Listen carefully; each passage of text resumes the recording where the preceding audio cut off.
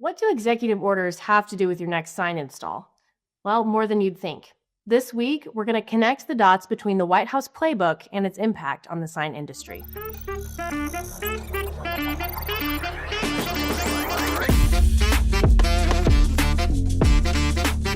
Hey, everybody. Welcome back to the Innovation Room podcast. I'm Tori, here with my co-hosts, Johnathon and Rhianon. Y'all, back at the beginning of this year, we released an episode that really dug into how the Trump administration could impact the sign industry, right? He was still very early in his second term. There wasn't really anything happening yet. So we were just kind of talking about what could happen.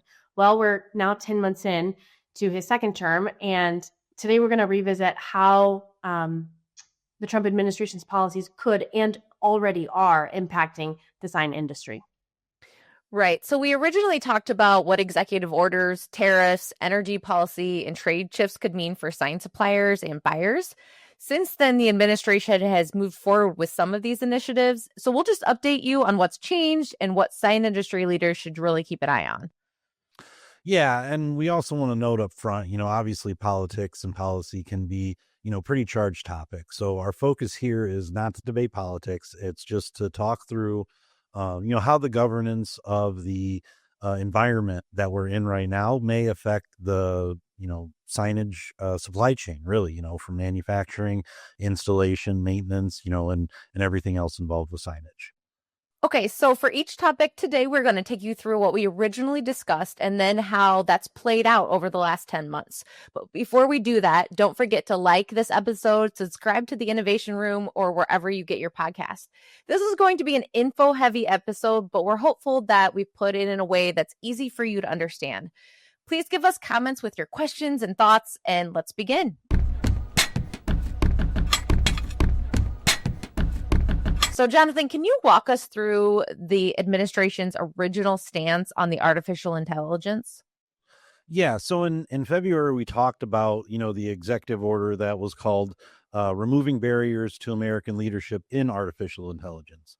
So it really pushed for, the U.S. to be more dominant in AI innovation, calling for key offices and directors to really prioritize the economic competitiveness and our national security as well.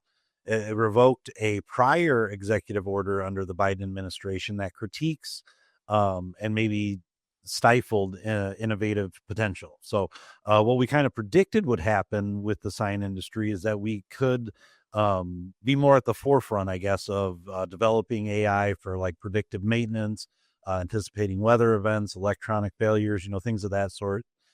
We also thought that AI innovation would require, a tremendous amount of energy and infrastructure demands, which we're currently seeing. And then the American companies would benefit from AI innovation before foreign companies. Yeah, thanks for that, Johnathon. So a lot of what we want to update y'all on today, there's not been any tangible, really tangible impacts that we can tell so far in the sign industry. So we're just going to give you a quick kind of broad overview of where the administration stands today and how this is somewhat impacting the sign industry and could in the future. So in July of this year, the Trump administration released their full America's AI Action Plan. And this really emphasized three pillars, right? Accelerating innovation, building American AI infrastructure, and then being an international leader in AI diplomacy and security. It also removed references in federal frameworks regarding AI to concepts like DEI, right, which is diversity, equity, and inclusion. It also removed references to misinformation, climate change, right, which really kind of signaled a new policy orientation overall for government.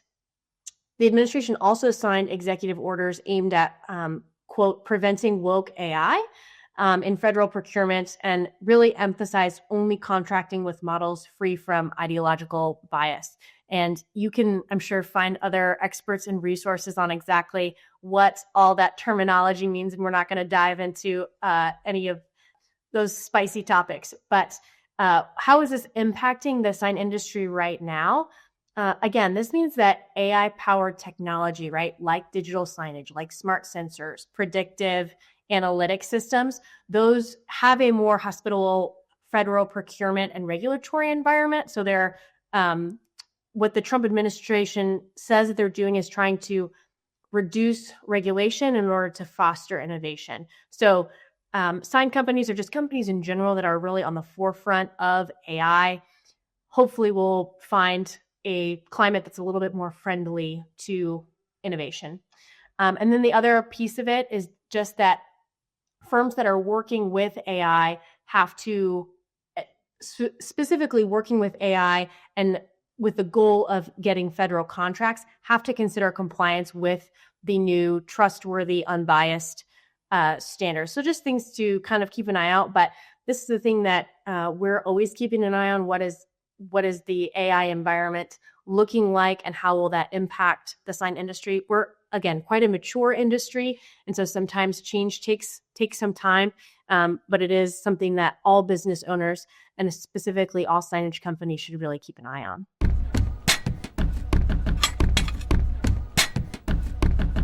Okay, so we can't have a massive AI innovation without obviously creating an infrastructure to power it. All the computing power requires tons of energy. And last time we also discussed the Trump administration's energy policy and pursuits in the executive order Unleashing the American Energy. So the administration aimed to reduce regulations on energy industry and also promote the use of resources on federal land. They had a call for a plan for interstate energy transportation infrastructure to reduce the cost of energy, and we predicted that it would impact the sign industry through lower energy cost. If energy is cheaper through deregulation and greater power grid supply, then manufacturing signs becomes cheaper. In-house energy costs go down, as do material cost. Right. What about energy now, Tori? Yeah. So this is an interesting one, right? And I think that, okay, and this is just Tori's opinion, so feel free to, you can just you can disagree if you want. I think politicians have a tendency to oversimplify these issues, right? So as I was really digging into some of these topics and researching energy, you're hearing it's more expensive. No, it's way cheaper, right? And it's really it's a much more complex issue than just black or white, right? I'll take you through the information that we were able to gather, and hopefully you find it helpful as you're navigating this topic. So the administration's policy of unleashing American energy, it's happening, right? They have established a National Emergency Dominance Council, and their goal is to advise the president on how do we cut red tape, how do we make permitting easier, how do we boost private sector investment. So that's their job. And in April, the Department of the Interior announced that it was going to implement emergency permitting procedures that would accelerate the development of domestic energy sources, and everything from the identification of sites with natural energy resources to the production, transportation, refinement, and generation of energy in the United States. And the procedure now has a 28-day maximum on the permitting process. So this is a place where they're trying to make these changes quickly, but as far as actually establishing these facilities that can do all this work to produce, transport, refine, generate energy, that's going to take some time. So they've also created policies to reduce incentives for renewable energy, and they're imposing additional tax burdens on wind and solar projects moving forward. So they're saying we want to seek out conventional energy sources, and we want to reduce the amount of time that we spend looking at renewable energy resources like wind and solar. Okay, so the principle of the thing here is that if we have lower energy costs that come from more conventional sources, that could help sign manufacturers, especially those with really large electricity loads, right? Folks that are big into LED digital sign production, large format printing, all those different things. So that's the principle of the thing here. And there has been some reduction in overall energy costs since some of these policies were implemented and since President Trump stepped into his second term in office. But it does depend on where you are in the country, on whether or not your electricity or energy bills have grown or shrunk, right? So some experts, again, this is a place where there's a lot of different opinions, and a place where I would encourage everyone really do your own research that's relevant to your particular region. This is just kind of a broad overview to give you some perspective on the topic. So there are some experts who blame this on an aging electrical grid and infrastructure, right? Most of this stuff across the country is a century old, especially on the eastern side of the country. So it just, sometimes you have failures on your electrical grid. And it's honestly often like the power lines and things that are just old and need to be replaced. And in places where you've got more natural disasters, those are being, of course, replaced. But in places that don't experience such extreme weather and those power lines can just be there for decades, you're starting to see some of that failing. Another key thing that a lot of people are pointing to is the dramatic growth in the number of data centers across the US. Okay. So data centers are a huge, cannot emphasize that enough, huge burden on the electrical grid. So homes and businesses that are near data centers are probably seeing much higher energy costs, right? Data centers, I saw one statistic that said they were putting a data center in a smaller town, and in order to power the data center took the same amount of energy as it would to power 10,000 homes. Crazy, well, and I think crazy that's like energy. that hits close to home for us because they're building the data center, kind of near us in New Carlisle. And my brother-in-law works for an energy company. And one of the things that's kind of gone to not to the wayside, but it's a unintended impact or something that people don't really think about with data centers. Yes, their energy prices are increasing. But also if you're on city water, those data centers require massive amounts of water to cool them. And it's not, and I'm not a scientist, I don't get into the process, but it's not like you can just run it through it and then kick it back into the drinking water. It then has to be processed. So now you've got the energy not only from cooling, but now you have to make that potable water instead of non-potable water. So We it's were like, actually driving, I think it was up somewhere in Michigan. I don't know where we were, but we were driving and you could tell that there were so many houses that were for sale in this strip. And I was like, why are all these houses for sale? And that's one thing my husband said. He's like, Rhianon, there's a data center and nobody wants to live there because they're running out of water. Like they have water shortages because of that. And that's that effect, I guess, that people didn't realize right up front. So it is having a massive effect on just not only obviously our industry and companies and things along those lines, but just your housing and your living if you're anywhere near them. So it's very interesting. And a lot of sign companies are smaller. So like all of this kind of stacks upon each other, right? We're using all of this energy to cool, power, just man a data center. But then we're actually also limiting that we can only use certain, well, not only, but, if you want the biggest benefits, you can only use certain type of power. So it kind of handcuffs people and, local sign companies that are in every city, the more of them they see, they're going to see their prices increase as well. But we're still in the very beginning of phases of this. So really, we don't know which way it's going to play out, but I could definitely see it affect a lot of sign companies in whole. Completely. I think data centers are popping up in smaller towns like New Carlisle, right? There are also tons and tons of them in metro areas. Like I live in the Houston area. There are lots of data centers here. And it is certainly impacting people both on like a personal family home life scale, but also on the larger scale of small businesses, medium, even large businesses are all feeling the impacts. But if you want to have AI, you have to have data centers, right? You have to have the compute power to do all of this. I was listening to a podcast host he's launching an AI platform, and he was talking about just the sheer scale of compute power required to launch an AI platform. He was like, you wouldn't even believe how much it takes to do this. So I think the scale of what we're trying to accomplish is, I don't even really have a full grasp on it.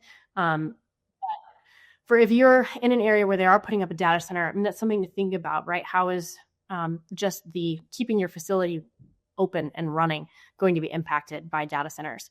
The other piece of this, especially in metro areas, right, is that there's a significant rise in the number of electric vehicles that people are driving. Like, I moved to Houston 5 years ago, and there are probably double, if not triple, the number of electric cars on the road today that there were 5 years ago, right? And it takes a lot of energy to power all those electric cars. And so that's an additional burden on the electrical grid that increases prices, right? You're seeing, what we're seeing really as far as energy prices go is inflation, right? You've got too much money or too much demand chasing too few goods, right? That leads to those higher prices. So, which is interesting, like from your perspective, because coming from a large city, obviously you're going to see those changes faster than, say, we would in smaller town Indiana. Because yes, I feel like there has been a rise, but not the significant rise. Plus also the areas too, like obviously you have a lot of SUVs, 4-wheel drive where we're at because of a lot of the snow. Are the electrical vehicles accommodating that at, to the same rate that in Houston, where you don't necessarily need that? So the type of vehicles as well. So it's interesting to see that change from somebody that is in a more urban area. Yeah. The other interesting thing is that the price of gas has dropped to its lowest point since December of last year. That's according to Gas Buddy. So in October, the national average was $2.99, so under $3 for a gallon of gas. And you always see a little bit lower prices in as we hit fall and winter, just because people are driving less, right? You tend to see peak numbers in summertime when people are traveling more. But it is just interesting to see how some of these prices tend to fluctuate. So how is this impacting the sign industry? We've kind of talked about this already a little bit, but I just want to recap, right? Businesses near data centers, or particularly in metro areas where EV use is higher, you're going to probably see a pretty steady rise in your energy prices. So that's just something to prepare for and think about for the future. And this is not a short-term thing. This is a long-term thing, right? Data centers are not going away. We need them if you want ChatGPT to keep doing what it does, right?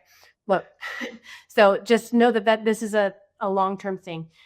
We could see prices come down potentially if the results of the permitting process and the changes that President Trump and his administration are trying to make actually go through and work the way that they're intended to, right? If we can increase production of natural resources here in the US, you'll hopefully start to see some of those prices come down. But that's a long-term look. You won't see that in the next year, or potentially even during President Trump's the duration of his term.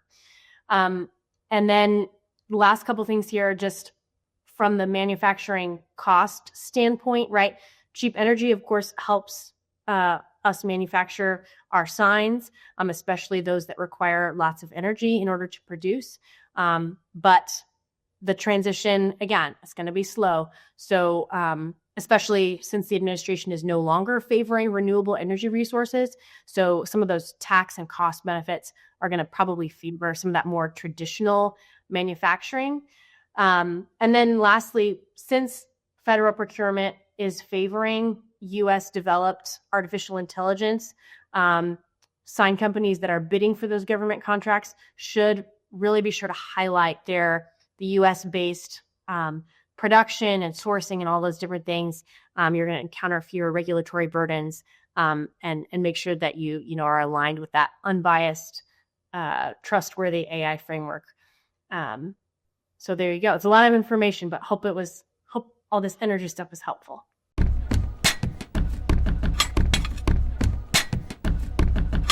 All right, so now we're going to talk a little bit about trade. And at the beginning of 2025, President Trump signed the executive order, America First Trade Policy. And the order emphasized tariffs with the intent to prioritize, obviously, American business. So what we predicted then and how it would impact the sign industry was forcing sign companies to diversify material sourcing and bring manufacturing sourcing back to the U.S., obviously. Increase the price of materials, especially LEDs, which are almost all exclusively made in China. So that was also something that we were looking at back then. So what have we seen since then now, Jonathan? So, right, yeah. So with the tariff program being active, in April there was an imposed 10% tariff on pretty much every foreign good and material. And it went up to 30%, in some cases like China. And then some days it went up to 200%, and then it went down to 50%. So it was kind of like a yo-yo effect that we really didn't know what to do. So now that's kind of like the impact, not knowing exactly where we're going to land. And then, it does show that there's a large burden, that comes with cost. There's, 2.5 trillion over the next decade for importers is like what we're currently seeing, which obviously that is going to change when the tariffs change.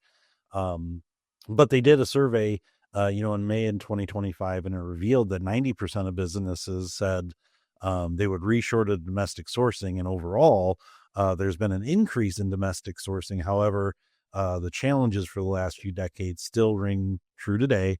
That despite money pouring into domestic manufacturing, there still aren't enough skilled trade workers to fill the gap. And also just a manufacturing delay, right? You can't build an LED manufacturing plant in 10 months since we started talking about this. So, And we've talked a lot about the skills gap here. And so it's right. interesting to see how the tariffs are being affected by something that we've been looking at for years. And as that has increased, there has been a lot more skilled workers in the US, and there's been a push on that, but it's still bringing things, home. How that affects it, and how, like you said, how quickly we can get things going here. Well, yeah, I mean, because there was such a push, when I was younger, heading into college, that it was like, oh, trades aren't the way to go. And then that, so this isn't something that it's spanned many, Right. administrations, that it was just like almost a culture shift. And then the culture shift just went too far, right? It was Mhm. like, oh, everybody's got to go to college. You got to get a degree. You got to do this. And then all of a sudden everybody's wondering like, oh, why is, a plumber cost $200 just to come to my house? And it's like, well, you got 3 plumbers, and you got thousands and thousands of people that they're servicing. So It's that inflation thing, right? Where you've got too much money chasing too few goods. That's what Right. you got. I mean, we're even talk about how that affects the signage world. I mean, look at sign techs and, the things that we have to deal with there. And we're on my repair side, we're seeing a definitely increase in hourly rates for sign techs because there's not enough of them across the US, and definitely the skilled, knowledgeable. I mean, even just in-house, we have welders, electricians, all of these things that we just don't have enough of. yeah. Well, and then it compounds the cost, right? You have to pay more to pay an experienced welder. You have to pay more to pay an experienced electrician. And then now you have tariffs on top of it. So not only are your hard costs going up, the soft costs are going up as well, so it's you kind of getting hit on both ends with that. And then, the more the tariffs go up, the more it affects everything, but yeah, so with us, we've talked to different vendors, and there's some vendors that they've shifted their production, unfortunately, not to the US, but to countries that have infrastructure set up to build LEDs, build power supplies and things like that. It's still overseas, but they just happen to be in a lower tariff range. So it's one of the things that it's like, it had an effect, but it didn't have 100% positive effect because, everybody's going to find the cheapest way to do stuff. And, am I going to put 5 million into a new plant in the United States where I'm also going to come up with labor shortages and things like that? Or do I go to, India, for say, that might have a lower tariff, but they already have some infrastructure, and it's a lot easier to modify a current building to produce something else, which is, like something we did during COVID. Hey, instead of building signs, we're building face shields, So it's like, it's much easier to flex when you already have infrastructure there. So it's one of those that we have to think about as well. It's so true. And, the administration did initially, right? We talked about this back in February. The administration did emphasize the importance of finding skilled trade workers and sending students into that education pathway.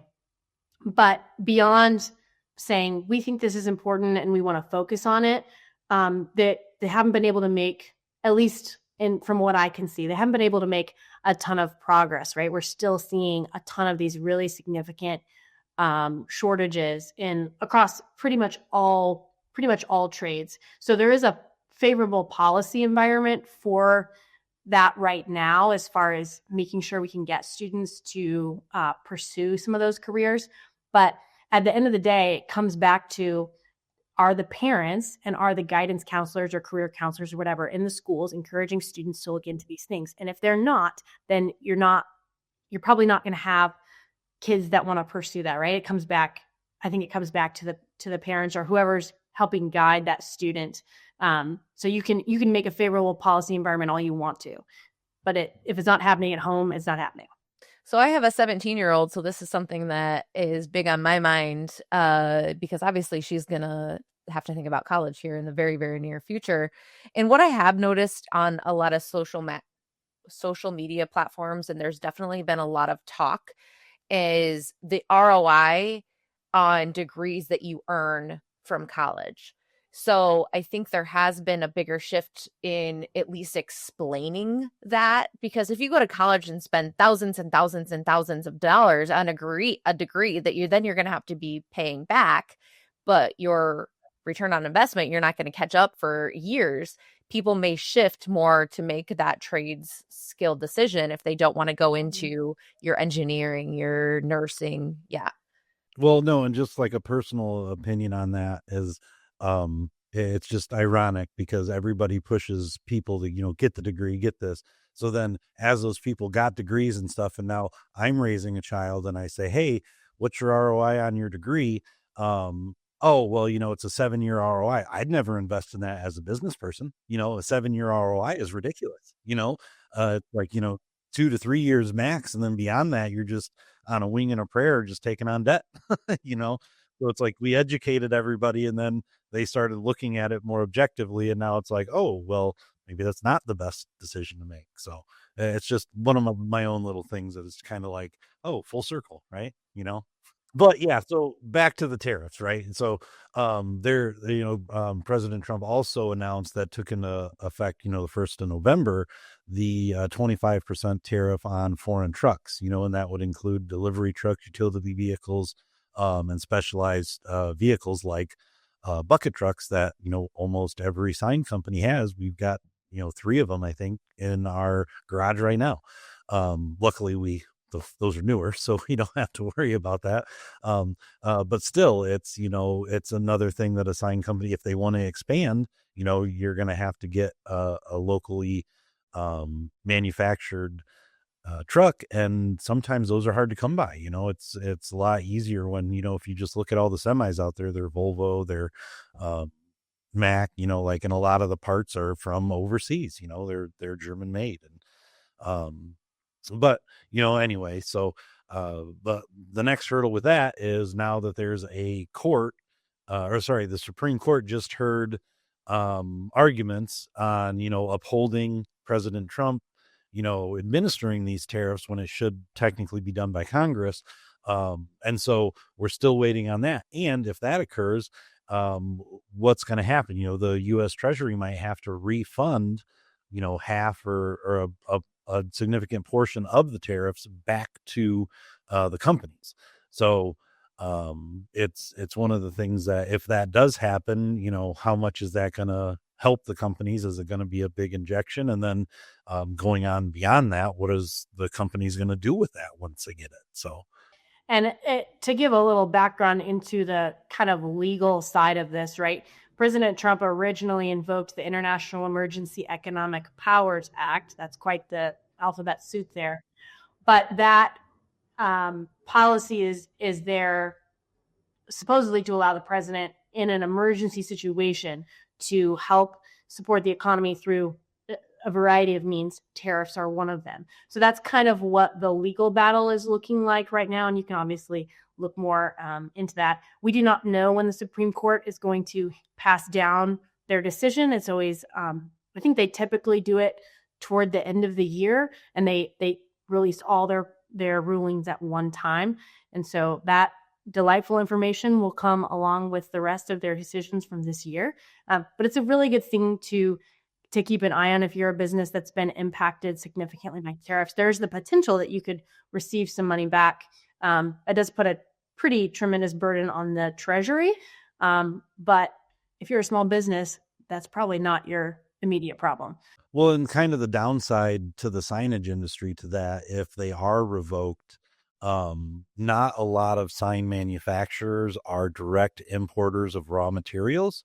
Like, for instance, we go through a steel company to get our aluminum. We go through an LED company to get our LEDs, So we may see those breaks back down in prices, or, it could be a business sense where they say, well, hey, they're used to paying these prices now. We're just going to keep them elevated. We don't really know. So we're kind of stuck in the middle where unless you're a larger sign company that imports your materials directly, we might not see a break in it. So even though, it's good for the greater good, we're still going to be in limbo on how our suppliers handle if they get the tariff breaks, if they get the money back to them.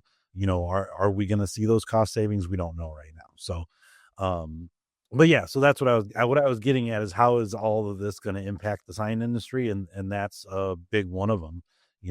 On the other hand, there's sign companies, that do invest in utility and specialized trucks. They might face higher prices if it stands, so then they're going to be getting hit on both ends of it. And then domestic sourcing, right? It's still a little too early to actually have a lot of domestic manufacturing up and running so quickly. And then, who knows if the Supreme Court deems one thing, they may just scrap all the manufacturing local stuff and go back to overseas, the long short of it is, or short long of it, I can't remember how that term goes. But we need to diversify, right? We need to get multiple sources with foreign and domestic partners, just to hedge your bets, right? Like, we don't know which way it's going to go, and then ultimately make the decisions as they come in. This is all still so fluid. I mean, there's nothing that we've discussed today so far that is, this is how it's going to be. It's stuck in the sand, and we're moving it forward this way. And that's hard. That's hard for businesses. That's hard for sign companies. That's hard for anybody. But we just want to help along the way, just to kind of give you a little bit more insight to make sure that we're updating as we go. So these are all things, as things change, we'll continue to update as we go. Absolutely. And I'm just going to tack on here. We also mentioned in our previous episode the corporate tax rate, which President Trump's administration changed during his first term through the Tax Cut and Jobs Act. This was in 2017. That lowered the tax rate from 35% to 21%. And at the beginning of the year, there was some conversation about, well, it could change depending on what Congress decides to do. And so far, there has been no effort to change the corporate tax rate, right? So that the Tax Cut and Jobs Act passed that as a permanent law.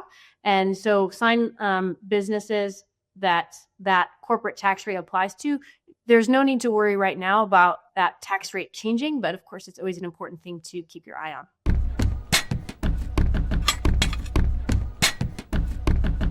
So guys, we're at the end of our time today, and we hope that this overview helps our friends in the sign industry or folks adjacent to the sign industry effectively navigate the governance, economic, and supply chain changes under the Trump administration. So just to kind of bullet point a couple of key takeaways from today, or the key things we talked about, right? In the technology and AI world, right, we're seeing a really major push, of course, toward AI. And you're going to start to see impacts in smart signage and those digital sign systems that need to make sure that they're aligning with this new policy direction regarding not having woke AI. And again, that's something you should research and find out more about, more information than what we are able to give you here. In the energy sector, there are opportunities for cost savings, but businesses should really look to the long term if you're wanting some of that cost relief. And particularly businesses in metro areas are going to likely continue to see some of those inflated prices due to the growing number of data centers and electric vehicles around the country, and particularly in metro areas. And you're also going to start to see some sustainability credentials challenged as the administration is limiting the tax benefits for renewable energy sources. So just another thing to keep in mind. And then as far as the supply chain world goes, right, tariffs are really impacting that. So material costs, at least for the foreseeable future, are probably going to remain high due to those tariffs. Brands should really seek domestic alternatives, right? Dual sourcing, or even more than dual sourcing, tri sourcing. I don't know if that's a word, but look to diversify your sourcing. Make sure that you're prioritizing developing your workforce as a strategic advantage. Now is the time. In fact, probably yesterday was really the time, but make sure that you're on top of that. And then really the biggest thing to remember in all of this is that none of these topics exists on an island, right? They're all intimately connected. And so if you see one impacted, you're going to see ripples in those other sectors as well. And you really can't wait for certainty in this climate. If you're not going to get it, that's a pipe dream. So you're going to continue to see the federal climate and the regulatory climate evolve. And brands that prioritize flexibility and strategic planning are going to fare better in the long run for sure. So Rhianon, we just covered a couple of broad things from today's episode, but what would you say is the biggest takeaway or thing that people should remember from this episode? There's so much information packed into this one episode, and it's hard to pick like just one thing that stood out in my mind.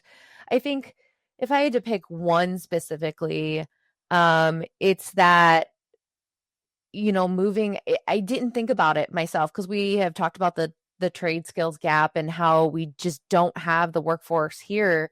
And it's interesting to see that, and of course it would impact it, but it's just not something that I put together, that just bringing those supplying and manufacturer chains home and into the US, that we don't have the workforce to support that necessarily. And so I'm really curious on how that is going to be a long-term effect for us, and really just a continued development in how people go to skills trade schools and what that's going to look like in the future for us, and how that impacts all of us, because we are into the skills industry for sure. I hire electricians and welders and all sorts of stuff that you don't necessarily go to your normal 4-year college for. So it's very interesting to me for me to follow that. And just overall, I think I would say hold on for the ride, because like I said earlier, it is going to be fluid. This is ever changing, and we just want to do our best to help just put as much information out there as we can. And I would encourage everybody to do the same. Can do your own research on this. And I know those that own a business for sure are, but it's something that we are interested in. We want to keep an eye on.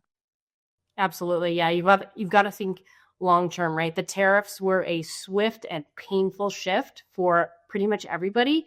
I know even like when I'm shopping for clothes, because I love some good retail therapy, but I see like those notifications even when I'm shopping from foreign retailers, like the impacts of U.S. tariffs like are already included in your price or whatever. So you're seeing it on the sort of B2C level, but also on the larger scale. Just to put in just a little tidbit on that, something, because I've noticed it too.